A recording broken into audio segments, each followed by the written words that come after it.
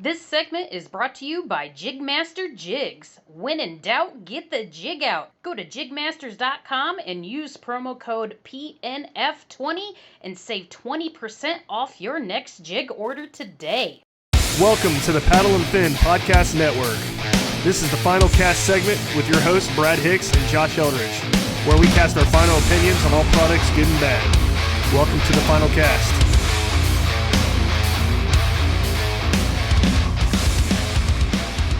You're listening to the final cast on the Paddle and Fin Podcast Network. I'm your host Brad. Tonight, Dan. Hey. Joining the house. What's That's up, me. dude? Dan Perry. What's up? Not much, man. Enjoyed your episode yesterday, by the way. That was good. I like your guest host that you've been having on. Thanks. Yeah, I mean, whenever the best angler in the country says he'll co-host your show, you do it. So that was awesome. Yeah. Russ on. And Russ, and then we had Damian Tao, and both those guys are so kind of cerebral, and they love the details and stuff like that. Just easy to talk, easy to talk to guys who are so detail oriented. And if you haven't listened to it, go back and listen to it, because Damian gave some juice on an 8-foot Carolina rig. So check that out. Yeah, it was a good episode. Last week was good too with Adam Reiser. So yep. But this episode we have cool guests Stephen Davis and Kelly Davis. How you guys doing? Doing good. How are you guys? Welcome on. Glad to be done with my 12-hour shift. I don't blame you at all. What do you do for a living? You're a nurse, right? I'm a nurse. Yeah, I'm a registered nurse in the state of Kansas. God bless you. Yeah, it's probably a tough job right now. I'm in the home and hospice area, though, so it's not as bad. Mm-hmm. So at least I've stayed kind of protected and sheltered from the whole COVID thing, but... Yeah, it's crazy times. But, Stephen and Kelly are custom rod builders. We're going to be talking about their rods tonight and just jump into that. But first, let's let the list give you guys a little background on yourself. So, like, what you do, how long you've been fishing, you fish out of a kayak, that kind of thing.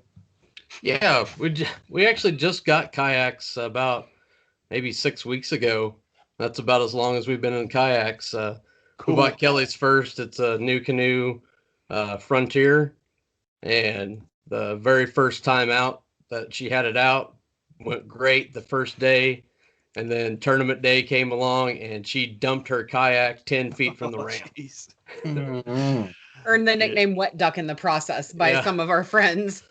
Oh, man. And I borrowed a kayak from Mark Coates, so I've got a new canoe Pursuit that I'm borrowing this winter to get a feel for it before I get my own. I've been trying to, try out different kayaks, figure out which one I really want. But right now, I've only tried out the Pursuit and the Frontier. In Kansas, what kind of water is that you're fishing? Mostly very dirty. Yeah, sounds like Ohio. Yeah, everything is just mud up here for the most part. We went to Lake Fork, Texas for the first round of the KBBT tournament, and we pre-fished on Saturday, and she caught a real nice 19 1/4, and it was like, all right, man, we're going back to the spot. It's going to be great. And we caught nothing on the day of the tournament. So, yeah, pre-fishing always goes bad for me. And then I end up doing decent tournament day. I don't know why. It's kind of the opposite. Yeah, I noticed that. It's a trend. If you do good pre-fishing, you're just like, don't even sign up for the tournament. That's just me. But cool. All right, so you guys know Marcus Coates? Yes. That's cool. We had him on the show a few weeks ago. We talked about new canoe and motors. Yeah, I listened to that one. Awesome. Which I'm looking forward to getting for ours so that we spend less time paddling, more time fishing sometimes because of the wind. Yeah. And then I know the pivot drives have been on back order, but you should be able to get one here for too long, hopefully in the next couple of weeks. Oh, yeah, definitely. Well, I think on tournament day with KBBT, we spent at least 60% of the day paddling. Yeah. Versus, I mean, it was like you'd paddle and you get one cast in if you were lucky.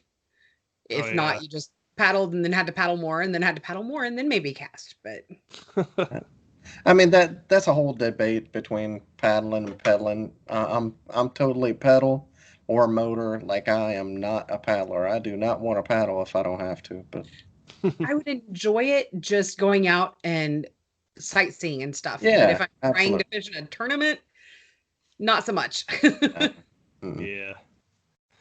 Well, cool. Let's get into the rod talk. How long you guys been building these rods? I've been doing it for about 6 years now, but I haven't really gotten much more than just building for family and stuff until this year. And this year is just taken off exponentially for us. Is that because you're sponsoring different trails and things like that? Yeah, I mean, we started out earlier this year sponsoring a couple of people in Maine, and that fished, the Huck series and the Bassmaster kayak series, and then it kind of just grew from there. Met this person, met that person. Hey, I want a rod too, or hey, I checked out this rod from this person, and it's just, I mean, it's grown so much that we've added several more pro staffers for us. We've got, I think, 6 pro staffers right now. I'm having to count on my fingers. Don't mind Shout me. out to Jeremy. My boy Jeremy Baker's Yep, got Jeremy Baker. Yeah. We got Bradley Kinnan. We got Heather Swindler. Rod Merritt. And Jason Campbell. Oh, and he's made it to the final too. So yeah. Hey, he beat me in round 1. I went to Dale Hollow and never been there and didn't get to practice and zeroed. He spanked me. Yeah.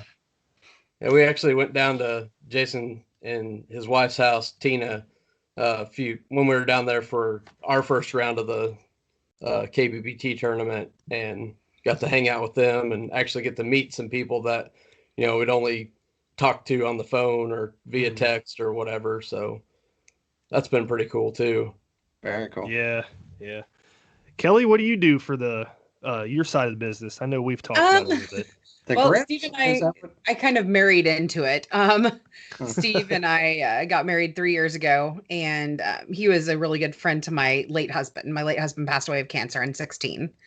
And so he inherited me, or I inherited him, one way or the other. But my first college degree is in graphic design and digital art. And so I do logos, do apparel, all of that stuff, make shirts, pretty much anything crafty, and I do it. And so I basically make the shirts, the hats, you name it. I designed our website, still trying to make it more mobile friendly. It's kind of a pain right now, but she PR coded stuff. She coded the whole website by herself with her laptop, just sitting here in the evenings working on it. Huh. I was like, you could do that? I didn't even know that was possible. That's I don't awesome. even know what you're doing over there. Well, I added video game design and 3D modeling and animation to my college load when it came about in junior year. So I'm a nerd. She fishes, makes websites, saves people's lives. I mean, you married right, man. Yeah, for sure. Actually, the whole nursing thing came about when I took care of my late husband, when he was diagnosed, and we fought for 10 months. And so I realized that, hey, I wanted to do that for the rest of my life, was to take care of people and help them through the worst parts of their lives, kind of pay it forward because of all the help that we got during that time. So guess that makes sense why you're on the hospice side, huh? Yeah. It's tough, but I love it. And I do pediatric oncology is another specialty that I'm in. So no, couldn't do that. Actually, we're planning on potentially doing a tournament in April for one of my former patients.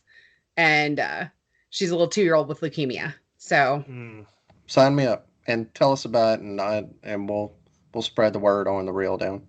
Yeah, we consider her our adopted daughter, basically. Yeah. So we'll have like all the details and everything probably closer to like Christmas time and stuff. We're still getting kind of our ducks in a row for that. What ducks in a row? Yeah. Cool. Yeah, that's cool.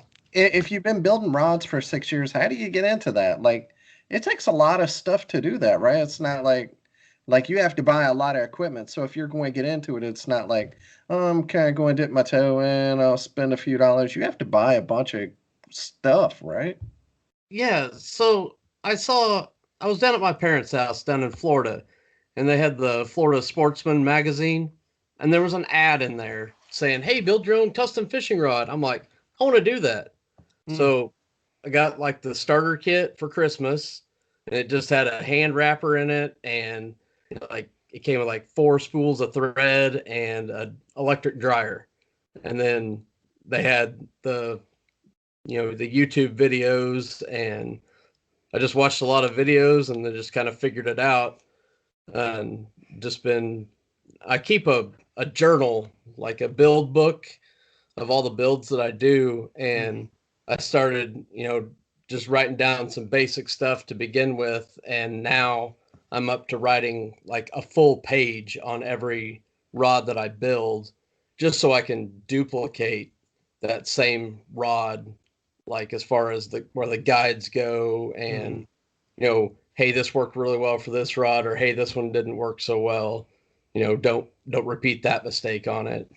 Or if somebody has a warranty claim, yeah, that way you can just look back at that rod and be like, okay, well, here's what I need to duplicate that rod. Yeah. Okay. So I think I've heard of you guys through Dark Waters podcast. Probably. He uses your rods, right? Yeah, well, I haven't made one for him yet, but I reached out to him right after he flipped his kayak and lost all of his gear. I was like, "Hey man, I'll replace your rods for, my cost, and I won't charge you labor on them." And I got one order for him, but he's like, "Hey, don't worry about it, because it's snowing here now. So just get it to me when you get it to me." So. Yeah, that was a cool little story he told me, or he didn't tell me, but on his podcast when I listened to it, that's where I heard you guys, and he said the whole thing that you just said. I'm like, man, that's really cool. I know a lot of people appreciate that kind of thing for sure. Yeah, I mean that's really what we've done. Like, I've seriously given away more rods than I've sold. Mm-hmm. I mean, I even gave away the very first rod I built to a guy that him and his coworker were out spraying for mosquitoes at our house, and they were talking about how he didn't have a fishing rod, and he had moved here from like California or something. He was like, what, 18 years old? Yeah, maybe? didn't know anybody. And I'm like, "Hey man, if you can get a fishing reel, I got a rod for you." And he's like, are you serious? I'm like, "Yeah, I built it. It's my very first one." And he's like, "Oh, I can't take that from you." I'm like, "It's not that big a deal," and just gave it to him. And he's like, "Oh, this is great, because now I can go fishing with my friends." That like his coworker, he always had to borrow a rod from him. So, well, that's awesome. I mean, your business plan is terrible, but like, but that's what brought us to you, because you've been doing so much. I mean, you're to be in a small custom rod builder, to be doing so much for, for KBBT, Slay Nation, giving out rods to like Josh. I mean, it's, you're doing it right. You're building relationships. I think for any business, like if you look at Greg Nosar with KBBT and KFL, he's not trying to make a profit in the first 2 years or whatever it is, because most businesses don't make money in 2 years. You've been doing it for 6, so I'm not. You might have to go ahead and start getting some money, but yeah, you know what I'm saying? Like, yeah, you build the relationships, you get there, and then you start to profit off this, I think. Well, and you've really only been like doing it for just right out a year as a business, so to speak. Yeah, mostly it's just been, hey, Uncle whatever wants a fishing rod for Christmas or something. Mm-hmm. What would you charge to build them? Just the cost, whatever. And then just donate my time to it as a gift. Mm-hmm. But I mean, we've given stuff to, like, every time there's a charity event here in town, or we're just small town people. We like to give back to our community as much as we can, and I feel like that's the way to get your name out there, because I mean, it doesn't cost anything to be nice to somebody. So well, yeah, your name is out there, and it's funded your education as a rod builder. Because I mean, I've seen some of the stuff that you built, and it's legit. It's Yeah, it looks quality, man. Yeah, man. Definitely. For real. We'll have to get you guys set up with a couple of rods too. Yeah. Where do you get all that stuff? Where like I seen one with like a gold reel seat with black grips, black rod. Where do you get all the components, and how do you decide which one to use? I don't like whenever I go out and buy a rod, it'll be like, oh, you're 7.3 heavy. Yeah. Fast tip. It's not like, oh, this one has, like this many guides and they're separated like this, and this one has it's more of a heavy, medium heavy, and how do you know which components to build for someone? So I deal with a lot of my pretty much exclusive blank company is Batson Enterprises out of Washington. They build the Rain Shadow and the Alps brand. Mm-hmm. Okay. So they put out a catalog every year, and I just say you want a chatterbait rod in 7.6, and I just go to the book and I look and I'm like, okay, these are the choices for 7.6. What are you primarily fishing for? How heavy is your rod or your lure is going to be? And I'll, give a couple different choices to it. And, it's usually a couple different price points. If you want to spend a little bit more money, or if you want to spend a little bit less money, then at least I have that starting point for the blank.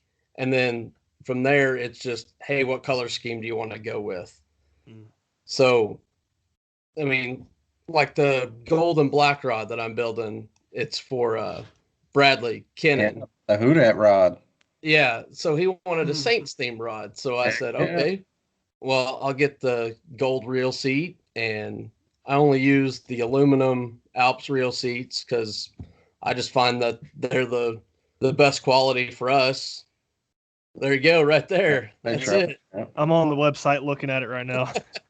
It's really fun too, though, is when people are like, "Oh, just surprise me." Yeah. Okay. Yeah. I find that to be the hardest. Okay, Barbie rod. I was about to say it's when you give them like bubble gum or something. Yeah. Speaking of bubble gum, I am building a pink breast cancer awareness rod. Oh, that's for cool. Somebody, and his wife is a breast cancer survivor, and he's like, I want pink grips on it. Okay, cool. There you go. I got pink grips for it. You can basically get in any color then. Just right? about. Yeah. I mean, I can, especially on the blanks, I can have the blanks custom painted. Mm-hmm. That's how I ended up with a purple one. It was an accident. It was supposed to be royal blue, and I got it, and it was purple. So the company that I bought it from, they're like, okay, sorry, our mistake. So they just keep it. It's fine. Mm-hmm. So that's going to be a LSU rod for Bradley too. So okay, we showed it just a little corn dog on the side. Yeah, we showed it on our live video, just being like, here was the problem that we ran into. This one's royal blue, that one is not. And Bradley hops on. He's like, I'll take it. Give it to me. Okay.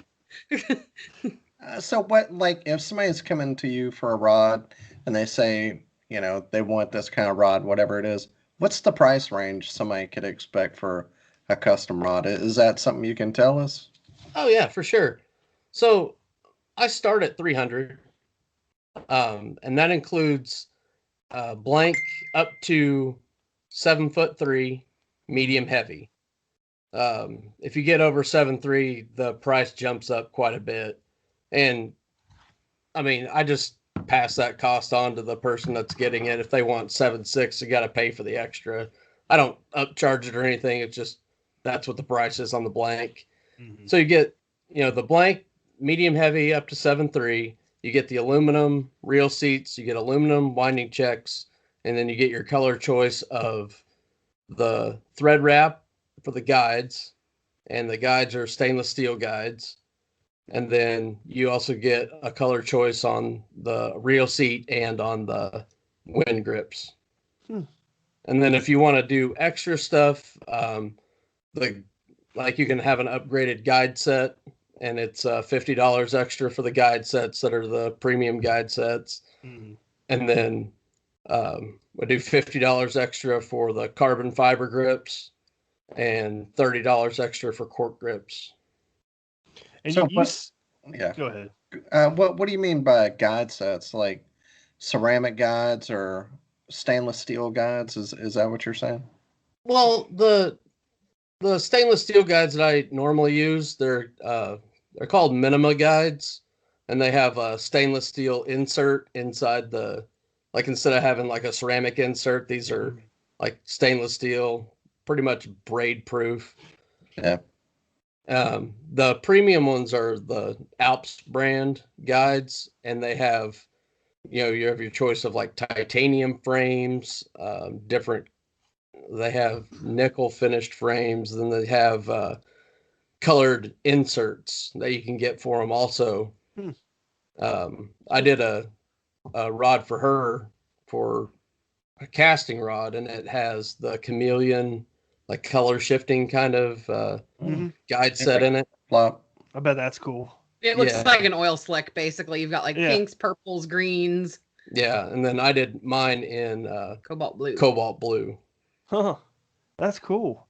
Yeah, I got I forget what rod it is. I have a rod that has the blue inserts like that, and it looks real cool. It's just like jet black with blue inside the guides. I'm like, oh, it looks so good. Well, I think the other thing you really liked about those guides is that they come pre-sanded, so it transitions easier for building. Yeah, so the stainless steel guides, I have to sand the foot down on the guide to get it to a real thin point, so the thread will transition from the rod blank up onto the guide. So I have to like hand sand all the guides. But with the premium, the Alps guides, they already come pre-sanded, so you don't have to take that extra step to sand them down.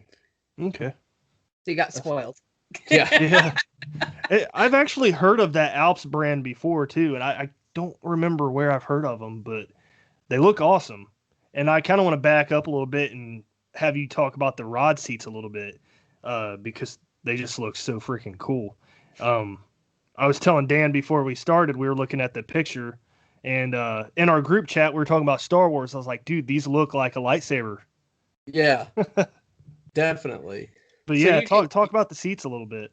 So they're anodized aluminum, and I match them. They come in different sizes, so most rods just use their size 14. So if with the rod blank, you have to put any space between the reel seat and the blank.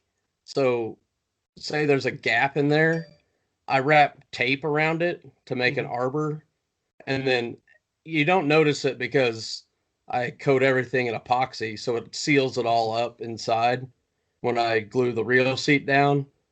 But I try to get like the size 14 reel seats are for almost all the rod blanks, so you don't have to use so much tape. So you're getting more of a contact with the rod blank itself.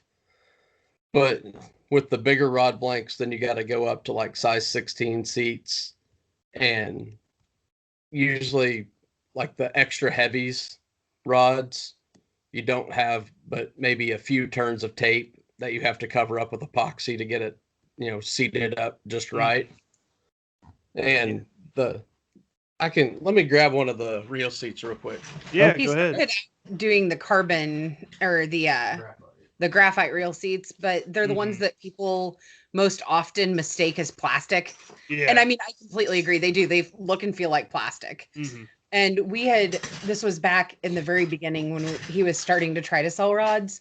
We went to a local tackle store in Derby, Kansas, and the guy was like, we get a bunch of tournament people in through here, but you need to get rid of the plastic reel seats.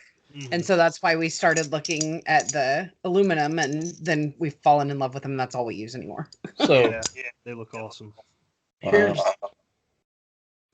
These have the double nut on them, right? I like that.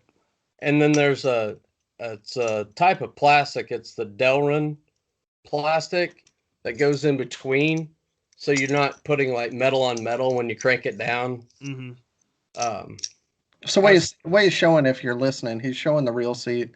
It's aluminum and it double locks on the end, so like it's not going to loosen up on you, and then your reel come off and that not only does it loosen up, but it's also got a locker on top and then plastic in between, so it's not metal on metal, right? Yeah, correct. Okay. I know.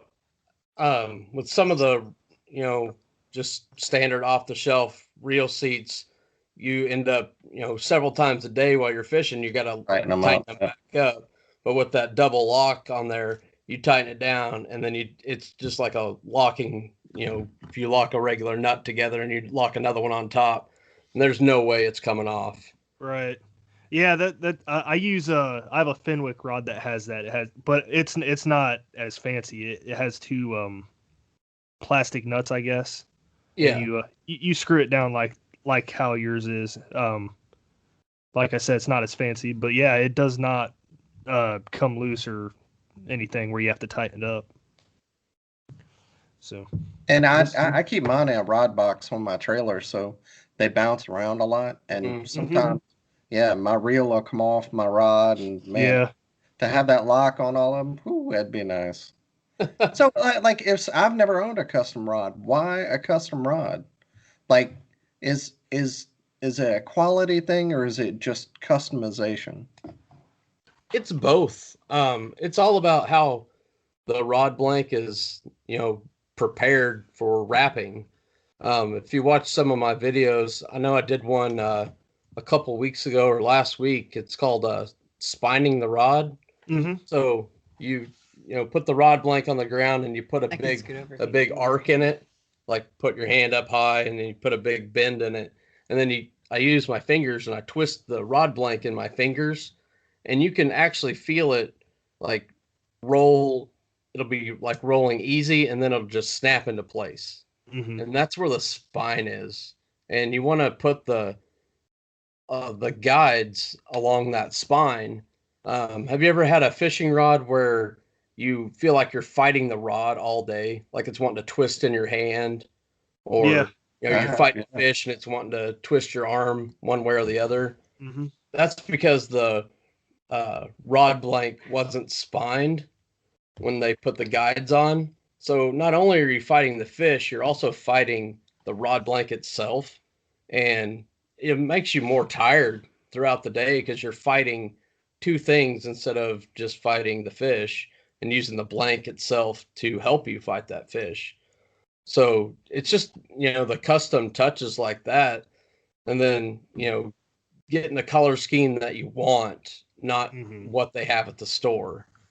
And honestly, I feel that my prices are, pretty, good prices compared to if you're just going to go to the store and buy a $150 rod. That's, what everybody at the boat launch already has. Yeah. There's no customization to it at all. And you're just stuck with whatever they have at the store. Mm-hmm. I have yet to break a rod. We've only had one rod get broken of all the rods that I've sold or given away. And it was, I believe, a total manufacturer's defect, because she has the same blank on a different rod, and we have horsed fish like up a rock wall with it and never had a problem with it. And leave it to Marcus, though. Yeah. Oh, of course it was him. Yeah. Of course. So that's cool. Why break? Like, why? If y'all have only had one break, why? Like, I've broken rods, from other brands.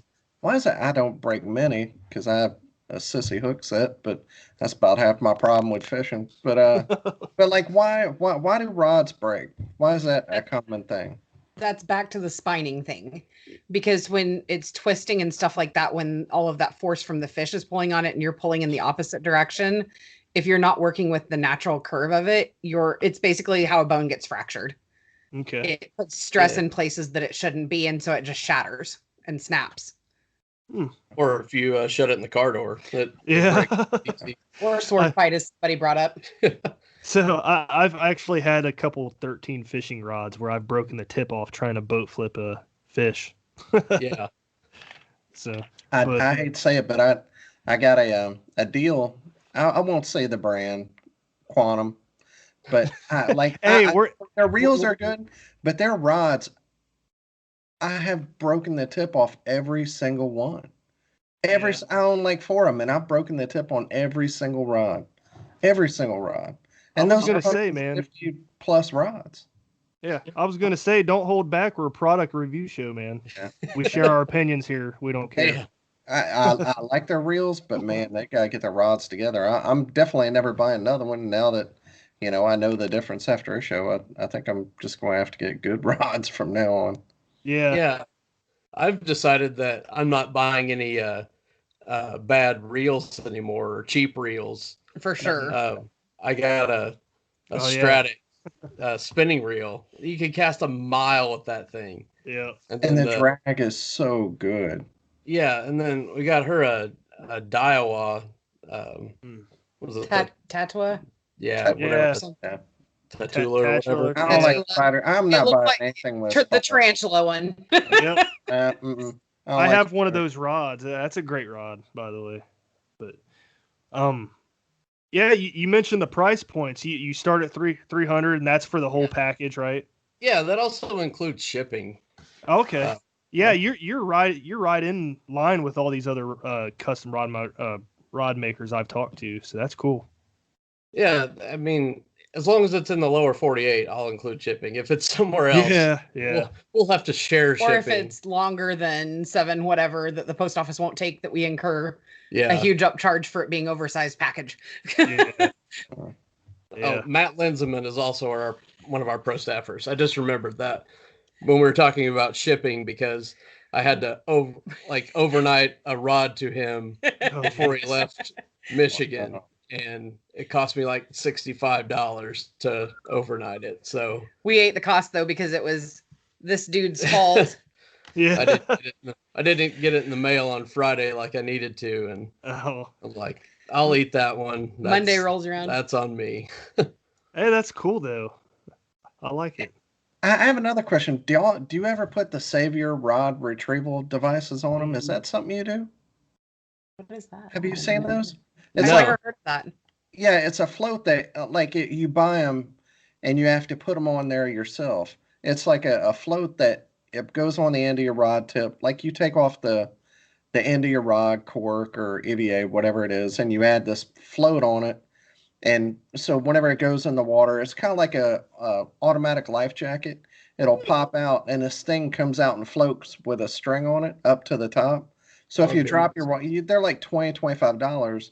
And then, so that little floats up on top of water. Sometimes it's supposed to take maybe a couple hours, but for it to actually pop. But you can go back and just grab that line, the little float, and then you pull up your rod.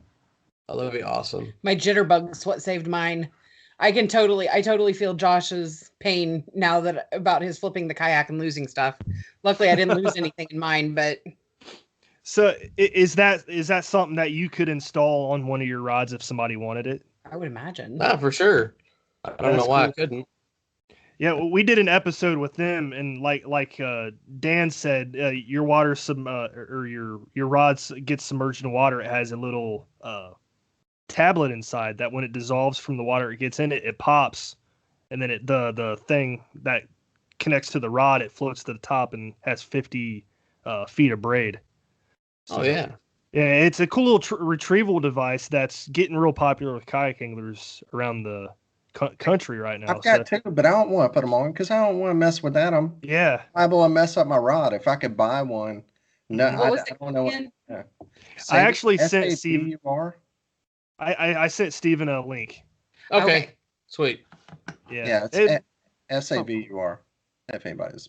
Yeah, it'd be something cool to add to a rod. I mean, I know for sure if like a custom rod builder offered that for me, I'd be like, heck yeah, put it on.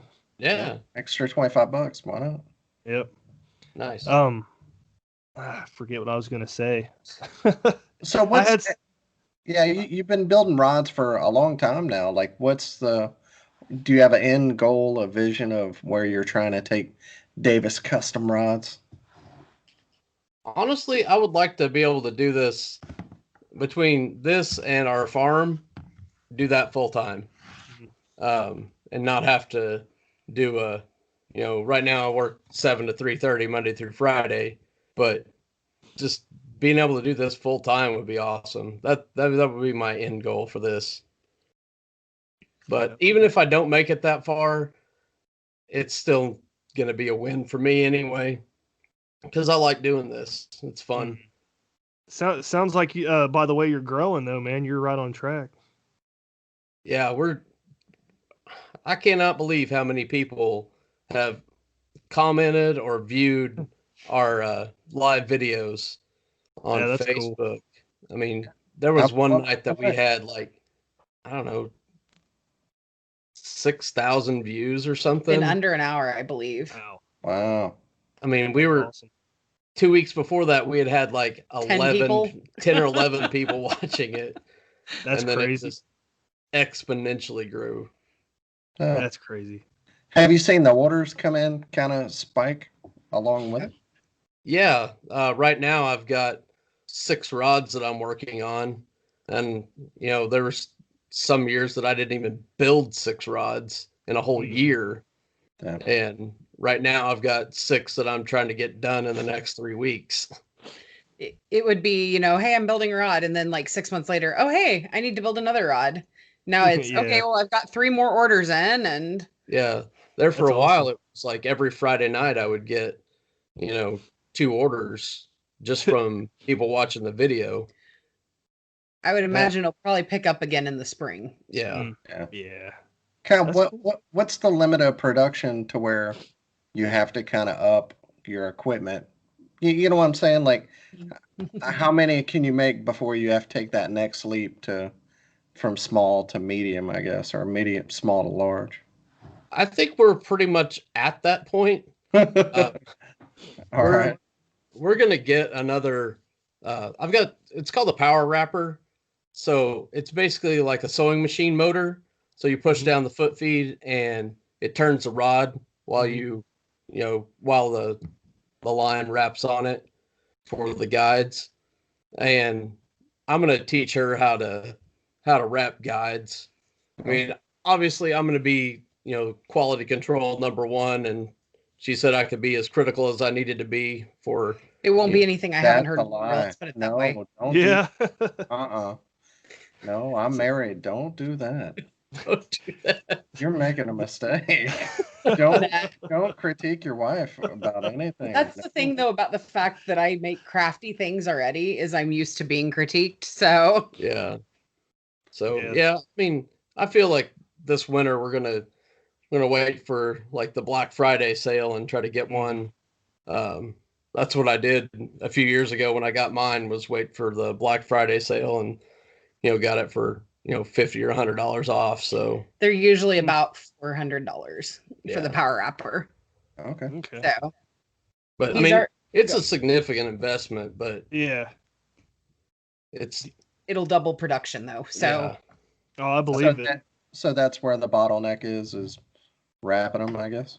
Getting me trained. Yeah. So to glue up the reel seat and the hand, the grips and everything, that doesn't take very long, but it takes me a good hour to ream out all the grips and then test fit them. And then I've got to measure where, how big the winding checks are going to be, because each rod is different. And I measure it with the calipers, and then I got to convert that to millimeters so I can order the right size winding check. So then I got to order all those.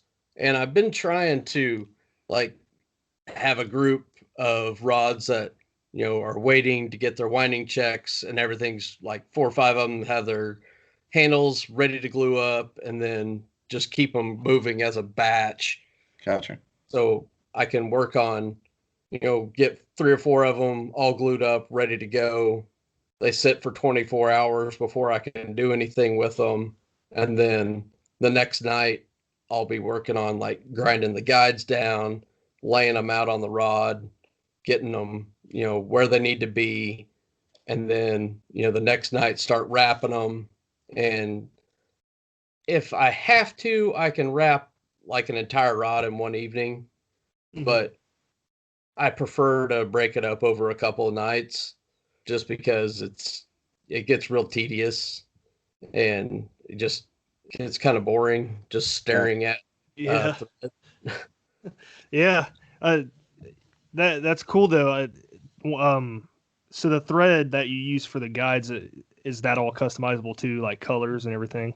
Oh yeah, I've got Let me grab a couple of spools. got like probably right now I've got like 40 or 50 rolls of thread right now. Okay. You can get metallic thread, you can get flat thread, you can get one I've been using lately it's called variegated thread. So it's like different colors all within the same spool. So when you lay it out, it almost shifts like from red to black to red to silver or whatever. So here's one of them. Oh, I guess. Yeah, that's cool. The varying shades of green, and then this one is the red and black one. Oh, that's really cool. When you lay it out on the rod, kind of makes stripes. Yeah, so it starts as black, and then it fades to red, then fades back to black, and then there's a metallic purple. Yeah, that's a lot of rods that I see nowadays you buy in stores, they have metallic. Yeah, and then we also do a twist thread, which is usually a metallic thread that has, a flat or a metallic, and then either a silver or a black, or it'll show up on the thing. It's your twist green. There's a twist green and silver. Huh. Yeah, that's cool. So, And I need to get him another thread rack. how does somebody know what to order? Like, if you have all these different kinds, do they just have to talk to you and you kind of go through all of them, or is there a way they can? Usually somebody has an idea of what color they want to go with, and then I usually ask them, hey, do you want flat thread or do you want metallic thread? And then if they say metallic and they say just figure out what color looks the best with it, I might throw like 2 or 3 color choices up on the rod and then take a picture of it, send it to them, hey, which one do you like better? Okay. And then at times there's times that you're debating it, and then you hold up one other thread and you're like, okay, that's the one. Yeah. I usually just have like a kind of a vision in my head of what I want it to look like at the end. And then, it's all subject to change, of course, but like say I'm, set on this metallic blue for this rod, and then you actually get it on the rod and get it all set up, and it's like, that is not the right color blue for that. And then, I've got, 3 or 4 different shades of blue, and you throw a couple of them. I mean, it's thread. If you don't like it, just cut it off. And then I'll, put it up there against it and like, okay, I kind of like that one in the middle better than the other ones. They're custom rods, but do you ever have to tell a customer, that's a bad idea, man. Don't do that. Don't build that. Those you're trying to make a Joker rod with like purple and green. Don't do. I don't want my name on that. I think I've put it like maybe put it together and then like, hey, this doesn't really look that good, and like send them a picture. I'm like, hey, how about this color instead, because this doesn't really go with this that well. Usually everybody's like, yeah, you're right, that doesn't look very good together. So, but that's only happened a couple of times.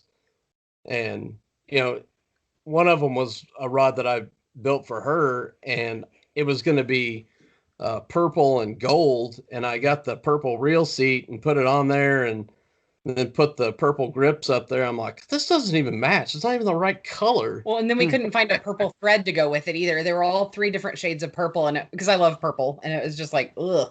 Yeah. Nope. So now I have like a yellow gold thread on there, black reel or black grips. Yeah. Purple. No, I did the black reel seat, I think. Yeah. So we just changed the entire concept of the rod right there. Once you got all the colors together, it's like, no. Yeah. Like this one. And with me being in graphic design, I'm just like, oh my gosh, that gives me a headache looking at that. I can't. No. Oh yeah. I didn't even think about that. Your graphic design Actually, background that's come in handy. before Steve and I got together. He would shoot me over pictures via text, and he'd be like, "Hey, I'm building a rod tonight. What do you think about this?" Yeah. So back when we were just friends, I was giving him advice on color combos, and That's awesome. That's awesome. What's the most high-end rod you've built? Is my there paddle rod. what's the limit? What's the most ridiculous rod that can be built?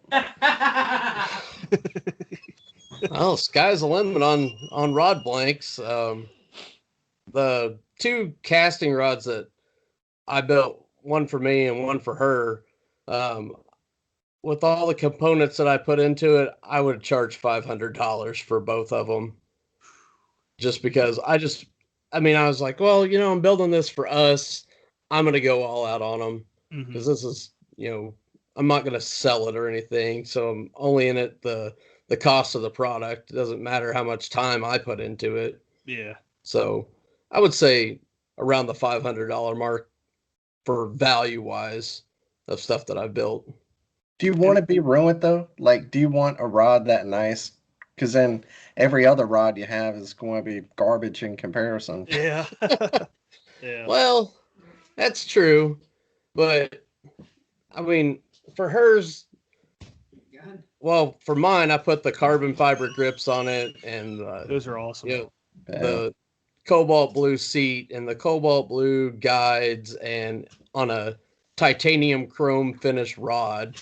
So, I mean, it fishes really nice, and I like it. But on the other hand, it's like, ooh, what if I scratch it, or what if I drop it in the lake, or whatever? There you go. All valid concerns for sure. But there's the one that I built for her. It's got the green reel seat, and then we did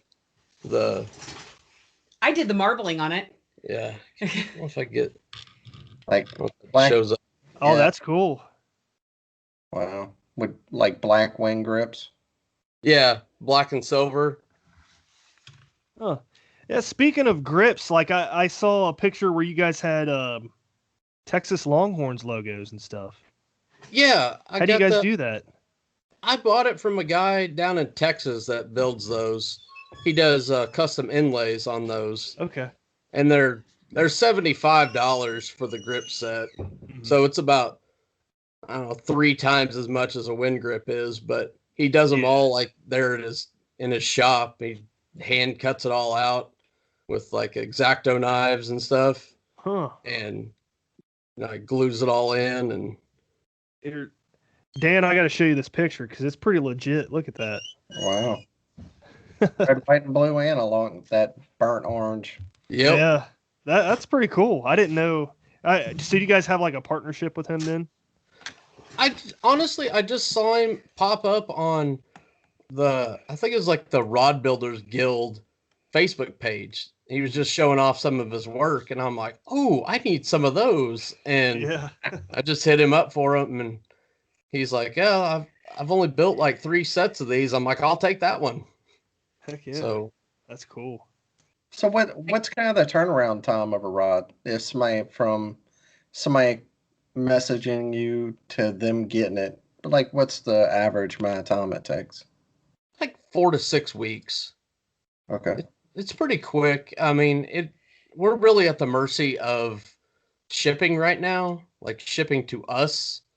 After the first of the year, we're going to shift more towards wholesale orders from suppliers.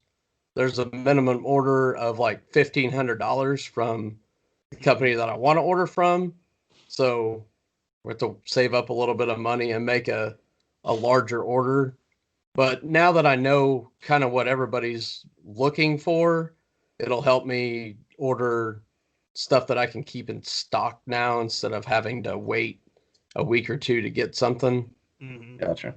Right now, our primary company has kind of let us down on shipping. During the beginning of COVID, they would get it turned around, to ship to us within 24 hours. And now you're waiting like 4 or 5 days for them to get it to where they'll ship it. And then you're at the mercy of the post office. And it's taking things at least a week to get to us.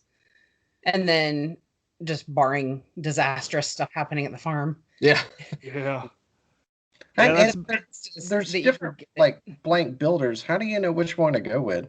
If you have that one up in Washington, I know the one in South Carolina, isn't that, or North Carolina? Isn't that the people that also build the Zolos? It's like Greek. I don't know. I might be. I know like Loomis, they sell blanks, and then that guy in Carolina, and then what you were talking about, where you get them from now. How do you know which one to go through? Like, which one's the best? I've tried building on a lot of different blanks, and just the rain shadow blanks, I think, align the best with us. I've tried some of the MHX blanks. Yeah. I like them okay. They're pretty good. I mean, that'd be like my second choice. But you can only really get the decent selection of those from Mudhole. Mudhole, yeah. And, shipping from them takes a long time to get all the way out here to Kansas. A very long time. So, I mean, that's mostly why I don't order a lot of stuff from them. It's just because the shipping takes so long for us. They have a really good selection. Yeah, they're nice folks, but they're Yeah. kind of slow with the getting it out to Kansas.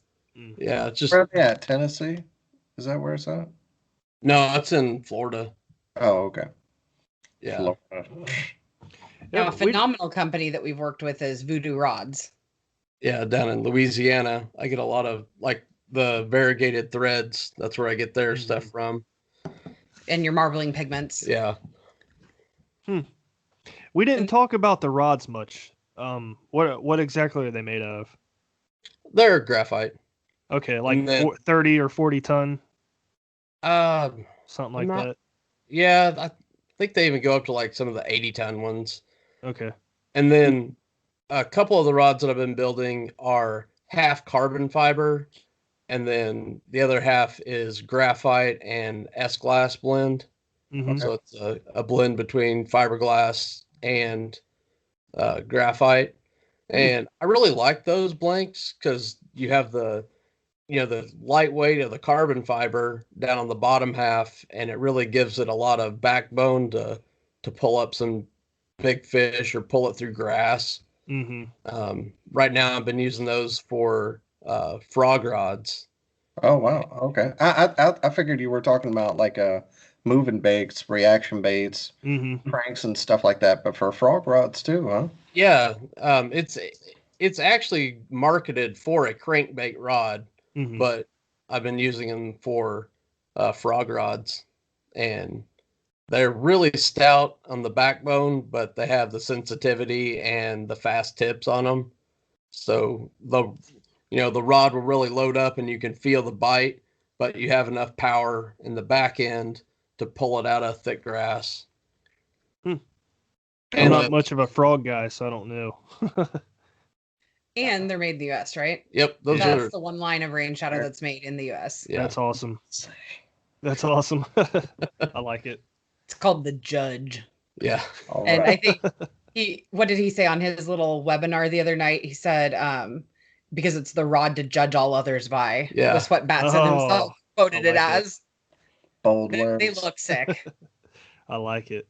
especially if you load it up with some carbon fiber grips, which interesting fact that you found out about carbon fiber grips the other day when we were fishing.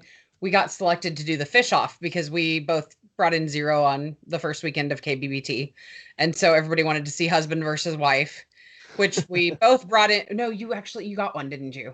Yeah. So he won. After the fish off, I actually caught one, but it was cold and my hands were wet from the water, and you actually can grip the rod a lot better with those carbon fiber grips because it has a little bit of texture to it.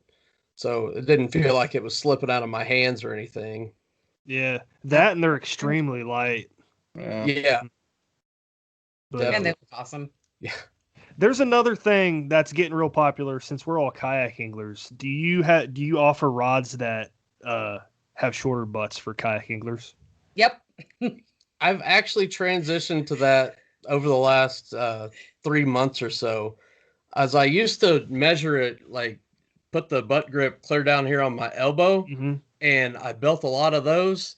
And then everybody was like, "Hey, could you make this shorter? Because it hits me in the side when I'm casting." Or I'm like, I never even thought about that. Or if he puts it to his mid forearm on me, it hits me all the way back at my elbow because I have shorter arms than he does. Yeah. So, but you can't really go that far either because you don't want to super unbalance the rod. Right. Yeah.